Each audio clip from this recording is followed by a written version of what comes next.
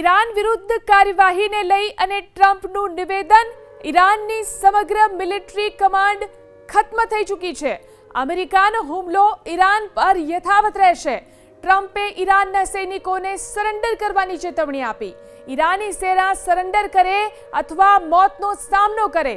Iran સામે યુદ્ધમાં અમેરિકાને પણ નુકસાન થયું છે. અમે અમેરિકી સૈનિકોના મોતનો બદલો લઈશું, આ નિવેદન છે ટ્રમ્પનું. The entire military command is gone as well, and many of them want to surrender into saving their lives. They want immunity. They're calling by the thousands. Combat operations continue at this time in full force, and they will continue until all of our objectives are achieved. We have very strong objectives. They could have done something 2 weeks ago, but they just couldn't get there.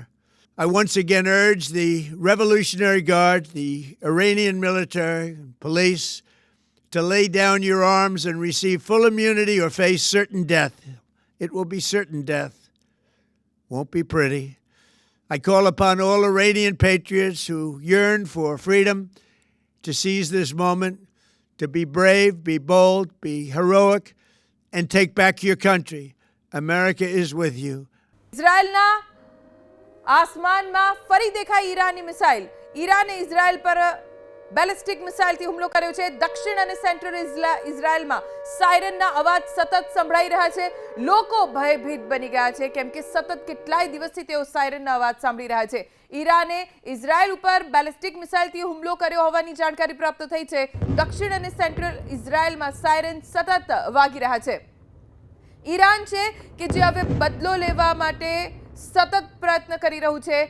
America અને Israel તરફથી preventive action લેવામાં આવ્યા હતા, પરંતુ ઈરાને એ હુમલાનો જવાબ જડબાતોડ રીતે આપ્યો અને હવે ઈરાન છે જે પાછળ હટવા માટે તૈયાર નથી. ઓમાન તરફથી પણ અપીલ કરવામાં આવી કે ભલે યુદ્ધ થયું હોય તેનો મતલબ એ નથી કે શાંતિથી વાત ન થઈ શકે. ઈરાનના વિરુદ્ધ ફ્રાન્સ, જર્મની અને બ્રિટન એક થયા છે. ફ્રાન્સ, જર્મની અને બ્રિટનનું સંયુક્ત નિવેદન, ખાડી દેશોની સુરક્ષા કરવા માટે અમે તૈયાર, સહયોગીઓના હિતોની અમે રક્ષા કરીશું. આ સૌથી મોટા સમાચાર. ઈરાન વિરુદ્ધ ફ્રાન્સ, જર્મની અને બ્રિટન એક થઈ ગયા છે. ફ્રાન્સ, જર્મની અને બ્રિટને સંયુક્ત નિવેદન આપ્યું છે, ખાડી દેશોની સુરક્ષા કરવા માટે અમે તૈયાર, સહયોગીઓના હિતની અમે રક્ષા કરીશું. ઓછા દેશો એવા છે કે જે ઈરાનની તરફેણમાં છે. મોટા ભાગના લોકો ઈરાનની વિરુદ્ધમાં છે, કારણ કે ઈરાન હવે સતત હુમલા યથાવત કરી રહ્યું છે. ખાડી દેશોમાં અમેરિકન બેઝ ઉપર હુમલા ઈરાનના સતત વધી રહ્યા છે, જેના કારણે ખાડીના કેટલાય દેશોના લોકોને નુકસાન થઈ રહ્યું છે. આ મહાયુદ્ધને લઈને મોટા સમાચાર એ છે કે 3 દેશ ફ્રાન્સ, જર્મની અને બ્રિટન, જેણે સંયુક્ત નિવેદન જાહેર કર્યું છે ઈરાનની વિરુદ્ધમાં કે ખાડી દેશોની સુરક્ષા કરવા માટે આ દેશો તૈયાર છે. આ મહાયુદ્ધની કઈ વિશેષ વાતો છે, મોટી વાતો છે, તેના ઉપર નજર કરીશું.